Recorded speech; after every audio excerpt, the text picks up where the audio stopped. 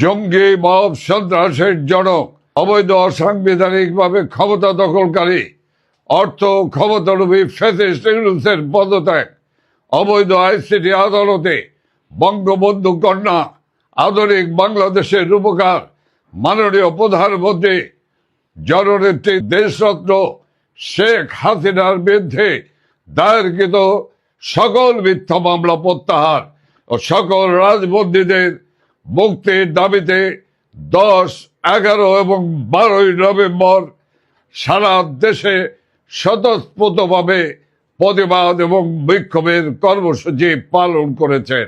13 November বৃহস্পতিবার সারা ঢাকা মহানগরীতে সম্পূর্ণ লকডাউন পালন করেছেন। এটি একটি নজিরবিহীন লকডাউন পালিত হয়েছে। ঢাকার সমস্ত জনগণের অকুণ্ঠ সমর্থনের মধ্য দিয়ে মাননীয় নেত্রী প্রধানমন্ত্রী শেখ হাসিনার প্রতি মানুষের শতভাগ আস্থার বহিঃপ্রকাশ ঘটিয়ে এবং এই ক্ষমতা দখলকারী ইউনূস সরকার এবং তার পেটোয়া বাহিনীকে বৃদ্ধাঙ্গুলি দেখিয়ে এই কর্মসূচি পালন করেছেন। আইনের শাসন, ন্যায় বিচার এবং অবৈধ অসাংবিধানিক আন্তর্জাতিক অপরাধ ট্রাইব্যুনালের বেআইনি বিচারের প্রতিবাদে বাংলাদেশ আওয়ামী লীগের আহ্বানে যে স্বতঃস্ফূর্ত লকডাউন কর্মসূচি পালিত হয়েছে ঢাকায়, রাজধানী ঢাকায়, তার জন্য মাননীয় প্রধানমন্ত্রী জাতির পিতা বঙ্গবন্ধু শেখ মুজিবুর রহমানের কন্যা শেখ হাসিনা দেশের সকল গণতান্ত্রিক, প্রগতিশীল, আধুনিক, অসাম্প্রদায়িক এবং স্বাধীনতা মুক্তিযুদ্ধের চেতনায় বিশ্বাসী মানুষকে শুভেচ্ছা ও অভিনন্দন জানিয়েছেন। তিনি প্রবাসে থাকা সকল আন্দোলনরত প্রবাসী ভাই এবং বোনদেরকেও আন্তরিক শুভেচ্ছা জানিয়েছেন।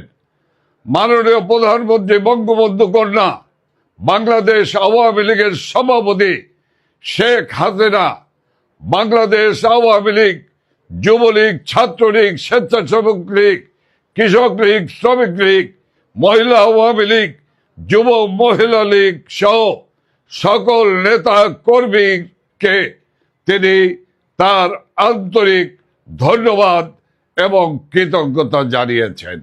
গণতন্ত্র পুনরুদ্ধার, মাননীয় প্রধানমন্ত্রী বঙ্গবন্ধু কন্যা শেখ হাসিনার বিরুদ্ধে প্রশাসনমূলক বিচার বন্ধ, সকল অত্যাচার, নির্যাতন, দমন পীড়ন, রাষ্ট্রীয় সন্ত্রাসের বিরুদ্ধে এবং খুনি ফ্যাসিস্ট ইউনূসের পদত্যাগের দাবিতে বাংলাদেশ আওয়ামী লীগের কর্মসূচি।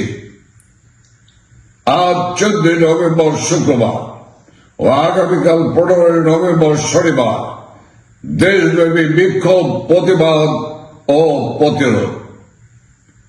আগামী 16 নভেম্বর রবিবার ও 17 নভেম্বর সোমবার সারা দেশে কমপ্লিট শাটডাউন। যে অবৈধ আইসিটি আদালত বিচার কার্য করে মাননীয় প্রধানমন্ত্রী বঙ্গবন্ধু কন্যা শেখ হাসিনাকে, তার দলের নেতৃবৃন্দ দেশের পুলিশ সেনাবাহিনীকে কলঙ্কিত করতে চেয়েছেন, আমরা পরিষ্কার ভাবে বলতে চাই, এই আইসিটি আদালতে যুদ্ধ অপরাধীদের বিচার করা হয়েছে। কাজেই ওই আদালতে স্বাধীনতা, সার্বভৌমত্ব রক্ষাকারী সশস্ত্র বাহিনীর সদস্যদের বিচার হতে পারে না। সেনাবাহিনীর কোন সদস্য ওই কোর্টে হাজিরা দেবে না। বাংলাদেশের আইসিটি আদালত এই মুহূর্তে বন্ধ করতে হবে। সকল রাজবন্দী সহ সেনাবাহিনীর সদস্যদের মুক্তি দিতেই হবে। এই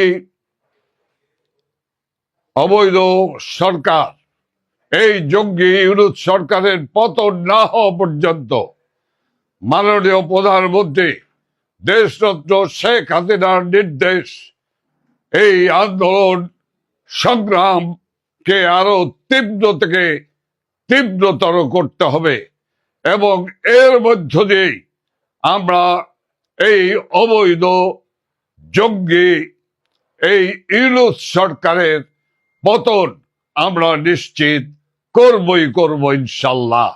জয় বাংলা, জয় বঙ্গবন্ধু, জয় শেখ হাসিনা।